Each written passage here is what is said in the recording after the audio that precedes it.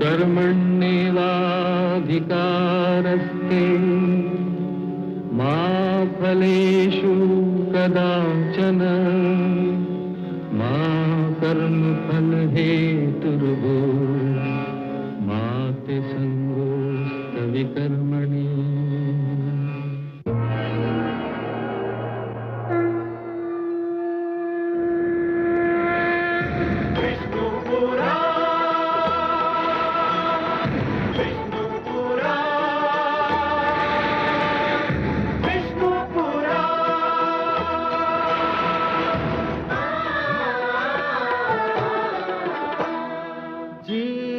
ज्ञान ब्रह्म ज्ञान अथ श्री विष्णु पुराण ओम की कथा महान जय श्री विष्णु पुराण विष्णु पुराण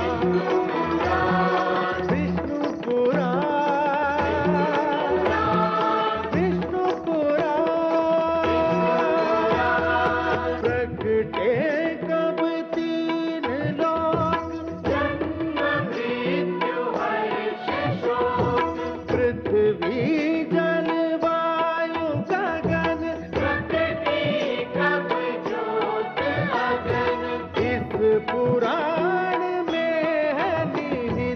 जप तप और योग ध्यान विष्णु पुराण विष्णु पुराण विष्णु पुराण।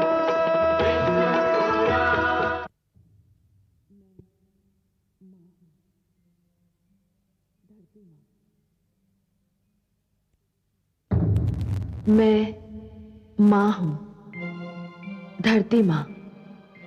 श्री विष्णु भगवान ने बड़े सुंदर ढंग से महाराज मनु को यह बताया कि जीवन का क्या महत्व है और मानव का अंत संभव है, जीवन का नहीं। जीवन निरंतर चलता रहता है। परंतु जब उन्होंने महाराज मनु से यह कहा कि जीवन की रक्षा करने के लिए वे नौका पर समस्त आवश्यक सामग्री और वस्तुएं अपने साथ ले जाएं, तो मैं सोच में पड़ गई। क्या श्री विष्णु भगवान ये कहकर महाराज मनु की परीक्षा ले रहे हैं? क्या वे ये जानना चाहते हैं कि मनु किन वस्तुओं और किस सामग्री को जीवन के लिए आवश्यक समझते हैं? सुमेरु पर्वत पर महाराज मनु जो कुछ अपने साथ ले जाना चाहेंगे वो क्या होगा?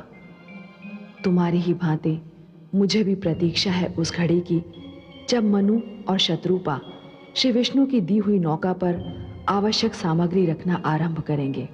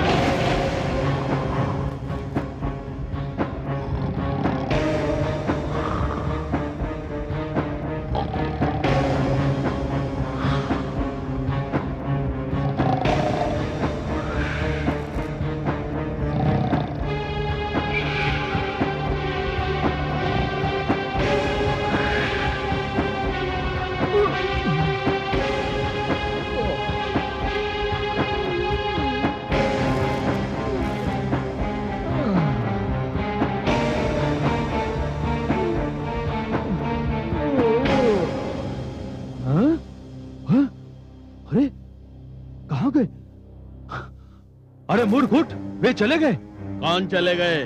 वही चारों बंदी। हैं? ये तो अंधेर हो गया। दानवराज हैग्रीव को पता चला तो हम सब मारे जाएंगे। अब क्या होगा? कहाँ भाग गए वो चारों? दानवराज हैग्रीव को सूचना तो देनी पड़ेगी। चलो चलो चलो।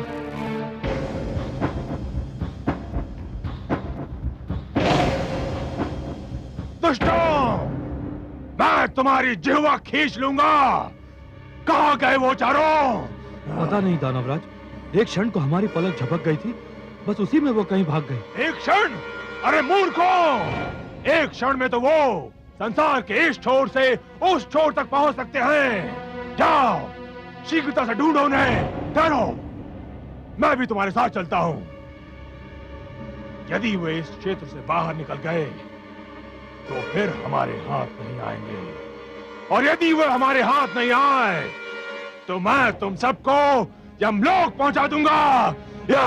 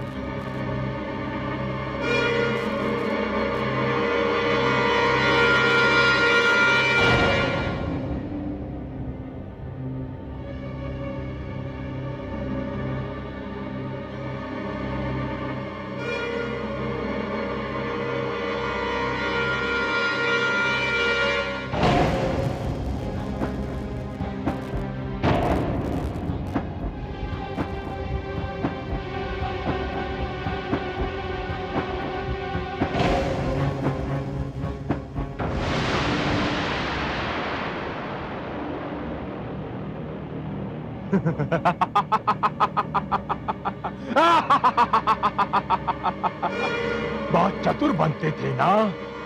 अभी निकालता हूं तुम सबकी चतुराई।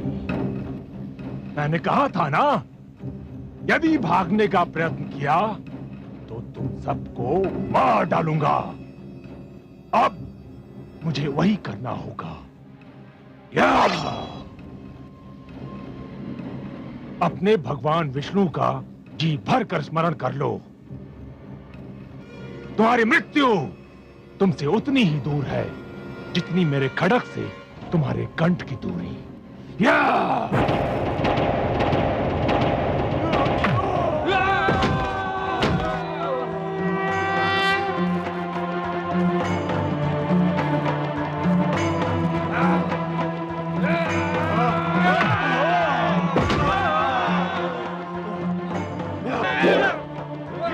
मार डालो इसे, ये जीवित न बचने पाए।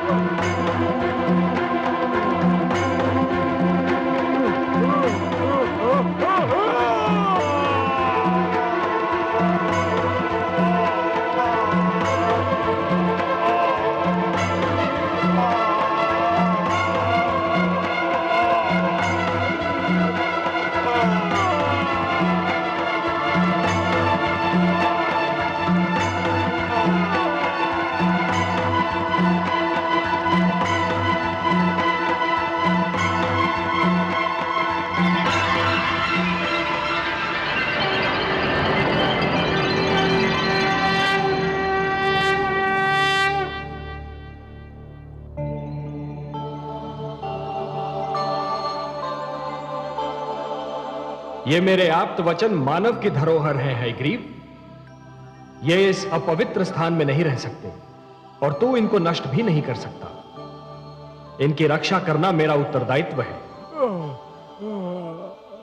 संभवतः तुम्हें मानव तक पहुंचाने का समय अभी नहीं आया है, और जब तक वो समय नहीं आता तब तक अंधेरे में भटकते हुए मानव जीवन के लिए उजाले का संदेश बने हुए तुम मेरे ही पास रहोगे।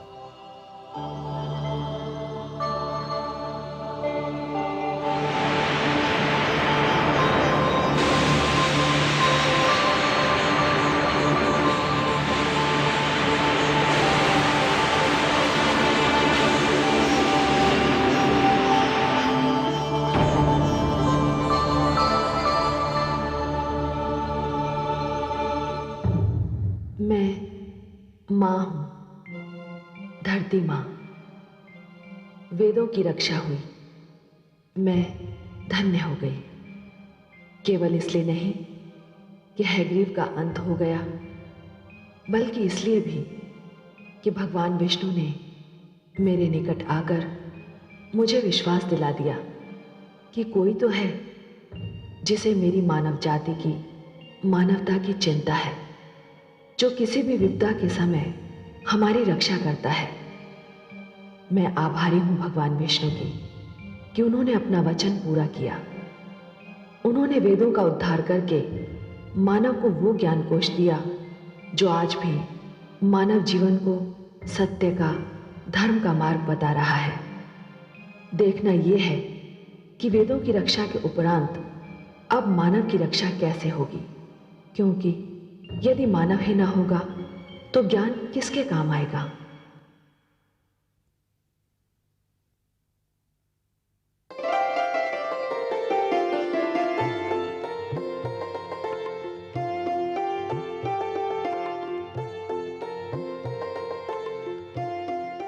स्वामी, नौका के तल में वो सभी आवश्यक वस्तुएं मैंने रख दी हैं। पौधों के बीज, पशु पक्षियों के जोड़े, जो कुछ भी यहाँ था वो सभी मैंने रख लिया है। और हाँ, कोयल की एक जोड़ी भी मैंने रख ली है। उसकी कूक मेरे मन को बहुत ही भाती है। और काग की जोड़ी वो नहीं रखी तुमने? परंतु काग, उसकी बोली तो बहुत ही कर्कश होती है, मुझे तनिक भी नहीं सुहाती। प्रिय, प्रकृति ने हमें जो कुछ भी दिया है वो अकारण नहीं, उसकी कोई ना कोई उपयोगिता अवश्य है। कुछ वस्तुओं की उपयोगिता का ज्ञान हमें हो चुका है और कुछ वस्तुओं की उपयोगिता हमारे लिए अभी तक रहस्य बनी हुई है। हां, परंतु उनकी उपयोगिता अवश्य है।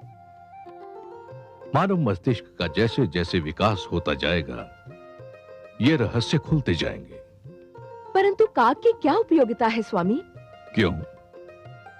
जब मैं कई कई दिन तपस्या करके घर लौटा तो तुम्ही ने कहा था कि तुम पहले से ही जान गई थी कि मैं आने वाला हूं। मेरे ये पूछने पर कि तुमने ये कैसे जाना, तुम ही कहती थी कि मुंडेर पर कागा बोला और तुम समझ गई कि मैं आ रहा हूं। तो काग की उपयोगिता तुम स्वयं मान चुकी हो। तब तो मुझे नौका में विषैले सर्प भी रखने होंगे स्वामी। अवश्य रखने होंगे देवी। कई ऐसे रोग हैं जिनकी औषधि विष है। क्या सर्प का विष कई रोगों की औषधि नहीं है? विषस्य विषौषधम। सुना नहीं? विष ही विष की औषधि है। हमारा कर्तव्य है कि इस जल प्लावन से जितना भी जीवन संभव हो बचा लें। वो सुंदर है या कुरूप, ये देखना हमारा कार्य नहीं। सुंदरता और कुरूपता तो हमारी दृष्टि का भेद है। तो आपका संकेत ये है कि सुखदायी वस्तुओं के साथ हमें दुखदायी वस्तुओं को भी बचाना होगा, पुष्प के साथ कांटे को भी ले जाना होगा। मेरा यही संकेत है देवी। कांटा चुभता है, दुख देता है, परंतु वही तो पुष्प की रक्षा भी करता है। रचनाकार की रचना के महत्व को समझने के लिए दृष्टि में उदारता होनी चाहिए। स्वार्थी दृष्टि मन और मस्तिष्क को छोटा बना देती है। पूर्णता के लिए आवश्यक है कि सृष्टि बहुरंगी हो, अनेकता में एकता ही तो जीवन का सौंदर्य है देवी। आप ज्ञानी हैं स्वामी, आपने मेरी आंखें खोल दी। मैं अभी अपनी भूल सुधार कर आती हूँ। ठहरो देवी, भूल का नाम लेकर तुमने मुझे भी मेरी एक भूल का स्मरण करा दिया। क्या आप भी नौका में कुछ रखना भूल गए हैं स्वामी? हाँ, मैं जीवन की सबसे बड़ी आवश्यकता को साथ लेना भूल गया हूं। किंतु क्या? मैं नौका में शिक्षा रखना भूल गया हूं। शिक्षा? हाँ देवी, हम अपने साथ शिक्षा ना ले गए तो नए जीवन, नई पीढ़ी को हम क्या भेंट देंगे? किंतु स्वामी, शिक्षा नौका में कैसे रखी जा सकती है? शिक्षा शिक्षक से मिलती है, और सृष्टि में सप्त ऋषियों से बड़े शिक्षक और कौन हैं? हमें इस जल प्लावन से जो कुछ बचाना है, उसमें शिक्षा को बचाना सबसे अधिक आवश्यक है। शिक्षा को बचाने के लिए हमें नौका पर सप्त ऋषियों को भी साथ लेना होगा। हाँ, और वे आपके भ्राता भी हैं, आपके कुटुंब के अंश और आपके परिवार के सदस्य। नहीं देवी, मैं उन्हें इसलिए नहीं बचाना चाहता कि वो मेरे भ्राता हैं। शिक्षक का महत्व परिवार के सदस्यों से अधिक होता है। मुझे सप्त ऋषियों के पास ब्रह्म क्षेत्र में जाना ही होगा। किंतु स्वामी, समय बहुत ही थोड़ा रह गया है। तुम चिंता न करो देवी, मैं उन्हें साथ लेकर सांझ तक लौट आऊंगा।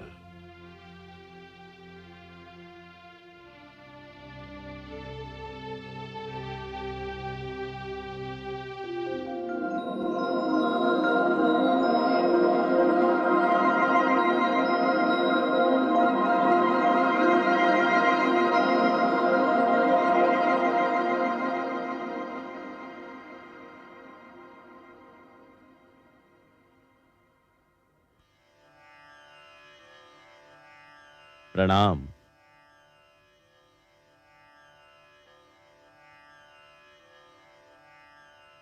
इस अचानक ऋतु परिवर्तन का कारण मेरी समझ में नहीं आ रहा है।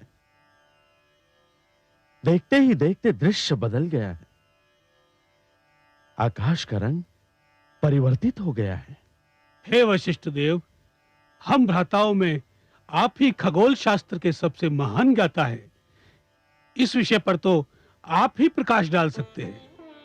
मेरा ज्ञान और मेरा अनुभव कहता है कि कोई भयंकर बाढ़ आने वाली है, भारी जल प्लावन होने वाला है, और यदि ऐसा हुआ तो सारी धरती जलमग्न भी हो सकती है। तो फिर हम क्या करेंगे? हमें तो धरती पर विद्या का प्रकाश फैलाने के लिए भेजा गया था। तो क्या हमारा भी अंत समीप है? हर आरंभ का एक अंत निश्चित है, और साधुजन वही होते हैं जो अंत का स्वागत उसी प्रकार करते हैं जिस प्रकार आरंभ का स्वागत किया जाता है। हमें जिसने जीवन दिया था, यदि वही हमारी मृत्यु चाहता है, तो हमें अपनी मृत्यु जीवन की भांति गले से लगानी होगी। परंतु हमारा कार्य तो अभी समाप्त नहीं हुआ है। हमें मानव को शिक्षा का ज्ञान देना है। यह सोचना हमारा कार्य नहीं है। हे वशिष्ठ देव, हम सब में आप ही श्रेष्ठ हैं। आपका मार्गदर्शन पाकर हम सब आगे बढ़ते हैं। तो फिर हमें योग समाधि लगाकर ध्यान मग्न हो जाना चाहिए। मृत्यु आए तो हमें अपना स्वागत करता पाए। आपके आदेश का पालन होगा।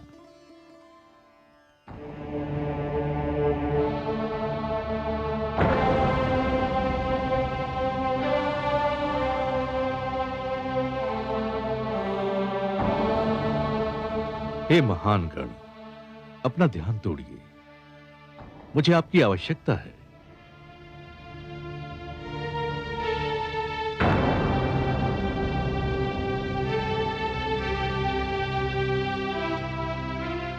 मैं ब्रह्मपुत्र, आपका अनुज, मानव कल्याण के लिए आपको लेने आया हूं।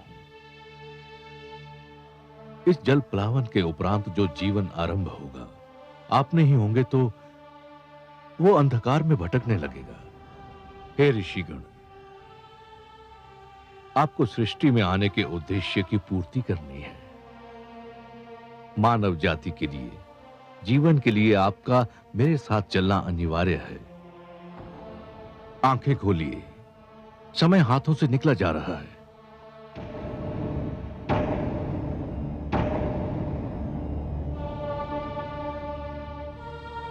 अनुज मनु, तुम? हां भ्रातृश्री, शीघ्र उठिए। भयंकर जल प्लावन होने वाला है। मैं आपको लेने आया हूं।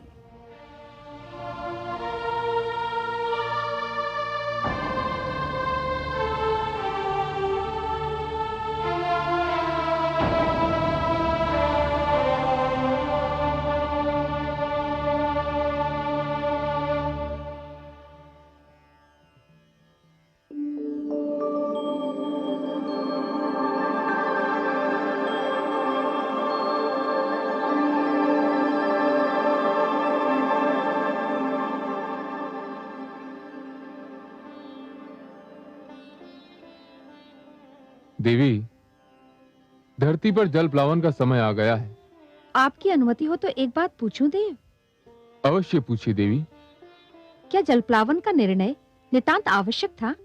ब्रह्मा जी का उद्देश्य बहुत उच्च, बहुत महान, बहुत पवित्र है, और इस उद्देश्य की पूर्ति के लिए धरती का स्वच्छ होना अनिवार्य है। पर प्रभु, क्या इस जल प्लावन में सब कुछ डूब जाएगा?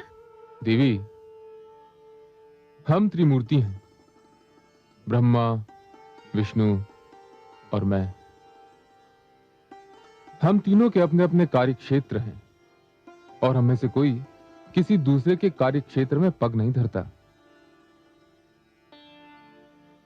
ब्रह्मा जी अपना कार्य कर चुके हैं, अब मैं अपना कार्य करने जा रहा हूं। इस जल प्लावन में क्या डूबेगा और क्या बचेगा, इसका ज्ञान तो केवल श्रीहरि विष्णु को है, क्योंकि ये उनका कार्य क्षेत्र है। पर प्रभु, इसके उपरांत होगा क्या? उसके उपरांत सब कुछ शांत हो जाएगा। परंतु देवी, ये सब प्रश्न आप क्यों पूछ रही हैं? आपके सहयोग से ही तो मैं यह कार्य करूंगा। मैं कुछ समझी नहीं देव। आप मेरी प्रेरणा हैं। आपसे शक्ति पाकर ही मैं हर कार्य करता हूं। मैं आपको कैसे शक्ति दूंगी प्रभु? मेरे भीतर समाकर।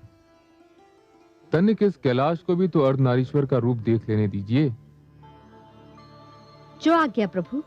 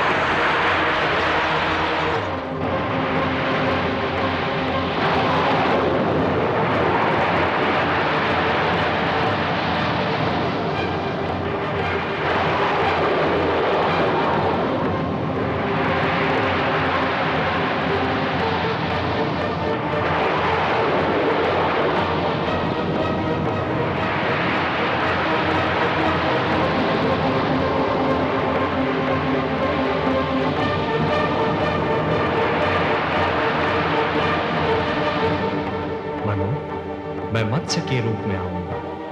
तुम इस नौका को मेरे सींग से बांध देना। मैं तुम्हारी नौका को सुमेरु पर्वत पर ले जाऊंगा। हे सर्वेश्वर, आपने तो कहा था कि आप हमारी सहायता करेंगे।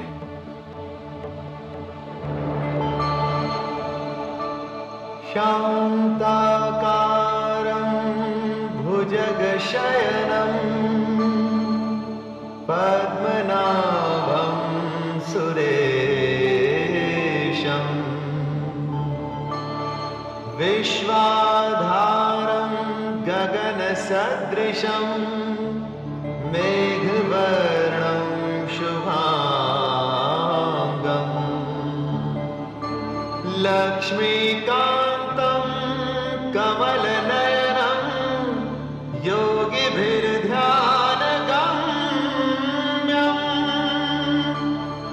वन्दे विष्णुं भवभयहरं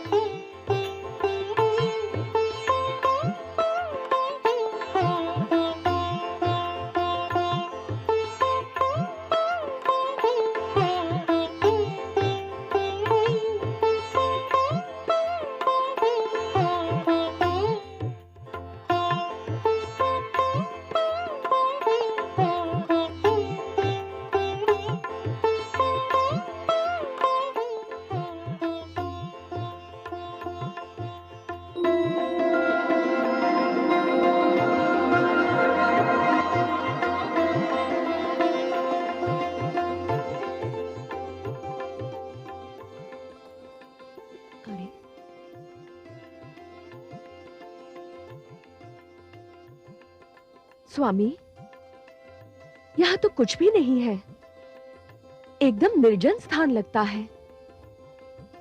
ऐसा मत कहो देवी, यहाँ हम हैं और यहाँ वो है जो कण कण में रमते हैं।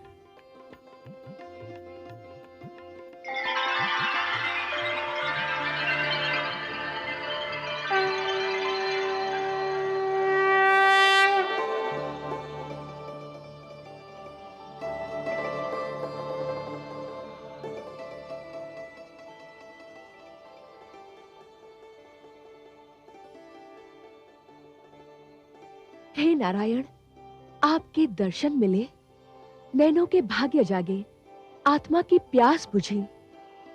इस क्षण के आगे जीवन का हर एक क्षण तुच्छ है। हे विश्वेश्वर, आपने जलप्लावन से हमारी रक्षा की, आपको कोटि कोटि धन्यवाद। हे मनु, इस भयंकर जलप्लावन में शिक्षा और गुरु की रक्षा करने में जो तुमने तत्परता दिखाई, वो भी सराहनीय है। तुमने मानव कल्याण के उद्देश्य के लिए साधना की, व्रत धारण किया, और हे शतरूपा, इन सब शुभ कार्यों में अपने पति का साथ देकर तुमने अपने पत्नी धर्म का पालन किया है। मैं तुम दोनों से अति प्रसन्न हूं, और समस्त मानव जाति में केवल तुम दोनों को चुनने का एक विशेष कारण भी है। हे जगदीश, आप तो कारणों के कारण हैं। जो भी कारण होगा उसे केवल आप ही जानते हैं। मैं जानता हूं मनु कि मानव कल्याण के मेरे परम उद्देश्य की पूर्ति के लिए आप दोनों माध्यम हो। यह मेरा परम उद्देश्य आपके माध्यम से ही संपन्न होना है। मनु, जब खेत की उपज पक जाती है और खेती काटी जाती है, तो कृषक कुछ बीजों को बचाकर रखता है, और यही बीज आने वाली उपज का कारण बनते हैं। मैंने भी यही किया है। तुम दोनों की रक्षा करके मैंने जीवन की रक्षा की है। अब तुम दोनों मिलकर नव जीवन की उपज का कारण बनोगे, और यह आने वाला जीवन बहुत सुखद होगा मनु, बहुत सुखद होगा, पावन होगा। और तुमने सप्त ऋषियों के इस समूह को अपने साथ में लाकर एक बहुत बड़ा कार्य किया है, क्योंकि आने वाले जीवन की महान आवश्यकता होगी शिक्षा। हे सर्वव्यापी, हे रहस्य ज्ञाता, नवजीवन को जो शिक्षा मिलेगी वो तो केवल आप प्रदान कर सकते हैं। आप मुझे ज्ञान दीजिए, ये शिक्षा क्या होगी, कैसी होगी? हे वैवास्वत, मानव बड़ा विचित्र प्राणी है, और उसका इतिहास भी उतना ही विचित्र है। उठता है तो देवता बन जाता है, और गिरता है तो दानव। दानवता अज्ञान और हीनता का प्रतीक है, और मैं हर युग में मानव को दानव बनने से बचाना चाहता हूं। अर्थात मानव देवताओं की भांति अमर तो नहीं हो सकता, पर देवताओं की भांति संपूर्ण तो अवश्य हो सकता है, और उसे संपूर्ण बनाने का मूल मंत्र मुझे तुम्हें सौंपना था। और इसीलिए जलप्लावन से रक्षा के लिए मैंने तुम दोनों को चुना है। हे जगदीश्वर, आपको कोटि कोटि धन्यवाद। हे लक्ष्मीपति, आपकी जय हो। मैं तुम दोनों को यह उपहार सौंपता हूं जो समस्त मानव जाति की धरोहर है।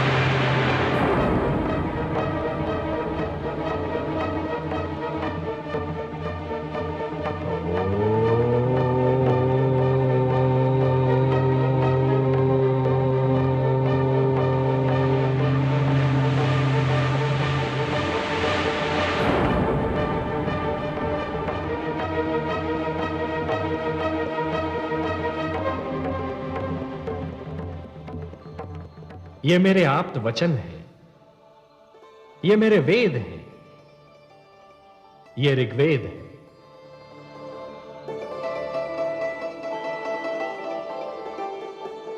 ये यजुर्वेद,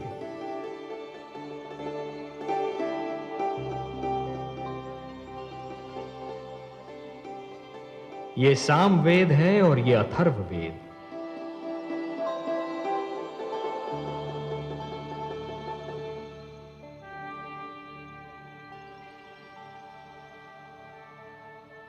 ये मेरे सबसे बड़े वरदान हैं। मानवता को ये मेरा उपहार है। ये मेरे आप्त वचन तुम्हें और तुम्हारे उपरांत आने वाली हर पीढ़ी को जीवन के नियमों का ज्ञान देंगे। कृपा हुई भगवान की, लिया मत्स्य अवतार, वेदों की रक्षा हुई, किया बड़ा उपकार। अंत हुआ हयग्रीव का, हुआ पाप का नाश, फैल गया संसार में चारों ओर प्रकाश, चारों ओर प्रकाश। जो सुनेगा ये पुराण पाएगा सुख और ज्ञान, पाएगा सुख और ज्ञान। कर्म को ही धर्म जान, प्रेम की तू छेड़तान, प्रेम की तू छेड़तान। बीते युग बता रहे हैं, बीते युग बता रहे हैं, सत्य पथ पे चल सुजान। विष्णु पुराण